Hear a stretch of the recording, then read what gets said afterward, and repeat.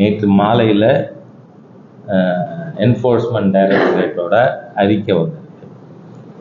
அவங்க கோடி காட்டியிருக்கிறார்கள், இன்னும் கோடிட்டு காட்டவில்லை.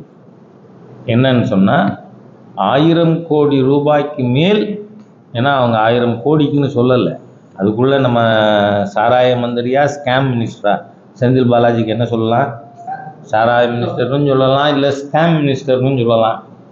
அவர் அதுக்குள்ளே அவசரப்படுற, கொஞ்சம் பொறுங்க, உங்கள் ஜாமீன் ரத்தாகிறதுக்கு ரொம்ப ஒன்றும் நாள். ஆகவே இன்றைய தினம் இந்தியாவில் எந்த மாநிலத்திலையும் அரசு டிபார்ட்மெண்ட்டில் ரைடு நடந்தது. இன்னைக்கு தமிழ்நாட்டில் டாஸ்மாக் ஹெட் குவார்ட்டர்ஸில் ரைடு நடந்தது. அதுக்கு பேர் என்ன, கரூர் குரூப்பா, கரூர் கேங். அந்த கரூர் கேங் இதை பற்றி அன்றைக்கே பேசினாங்க. ஒரு நம்ம சாராய மினிஸ்டர் ஜெயிலில் இருக்கிறதையே அங்கே ரைடு நடந்தது. ஆகவே இன்னைக்கு தமிழகத்தில் it is neck deep in corruption. அதாவது ஏந்துக்க முடியாத அளவுக்கு ஊழலிலே ஊறி திளைத்து கொண்டிருக்கின்ற ஒரு அரசாங்கம். லிக்கர் பாலிசி, அதில் ஊழல் இருக்குன்னு முத அறிக்கை கொடுத்தது யாரு? பிஜேபியா, காங்கிரஸ் அறிக்கை. ஆகவே உலகறிய ஊழல் செய்தது அங்கே சத்தீஸ்கரில் எல்லாம். அது எங்கே வர வந்தது? ஹைதராபாத் வர வந்தது. ஏன்னா திருமதி கவிதா அவர்கள் கைது செய்யப்பட்டார்கள். நான் அப்போவே சொன்னேன், அது சென்னைக்கு நீளும். ஏன்னா நீங்கள் சாராயம் ஊழல் அப்படின்னா அதுக்கு உறைவிடமே இது தமிழ்நாடு. அதனால் அப்போவே சொன்னேன்னா, இவன் 2 years back Manish Sisodia 2 years ஜெயிலில் இருந்தார். அதனால் அப்போவே சொன்னேன்னா, இந்த ஊழல் அதனுடைய நூலை பிடித்து கொண்டு நகர்ந்தார்களே ஆனால் அது இறுதியில் தமிழ்நாட்டில் தான் முடியும். திராவிட முன்னேற்ற கழகத்தினுடைய தலைவர்கள் எல்லாம் ஒரு மாதிரி நீங்கள் பார்த்தீங்கன்னா ஒரு மனோவியாதியால் பாதிக்கப்பட்டவர்கள் பேச ஆரம்பிச்சிட்டாங்க எல்லாரும்.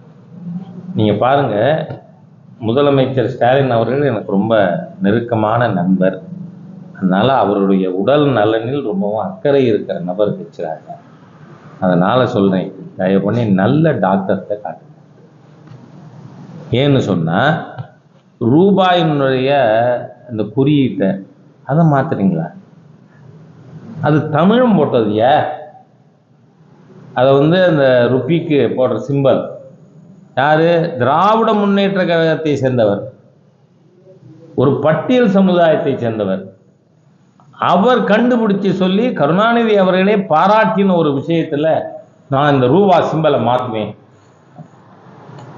ரூபா நோட்டில் இருக்கிறத அடிச்சு திருத்துவார? நீங்கள் வாங்கி இடி இப்போ கைப்பற்றின்னு போயிருக்கே கட்டுக்கட்டா, அது எல்லாத்துலேயும் அடிச்சு அந்த இது தேவநாகரியில் இருக்குது அந்த சிம்பல், அதை நான் தமிழில் ரூன்னு மாற்ற போகிறேன். What is this nonsense happening in Tamil Nadu? எனக்கு புரிய மாட்டேங்குது. அதே மாதிரியே நீங்கள் பார்த்தீங்கன்னா அவர் யார் அட்வைஸ் பண்ணுறாங்க சீஃப் மினிஸ்டருக்குன்னு தெரியல. அவர் ஒரு நாள் சொன்னார், உங்களுக்கு ஞாபகம் இருக்கும், 1 செகண்ட் போதும் எனக்கு வரி கொடுக்காதேன்னு சொல்லிவிடுவேன். அந்த 1 செகண்டு தான் வேணும் எங்களுக்கு 356. டெல் கான்ஸ்டியூஷன் இருக்குங்க.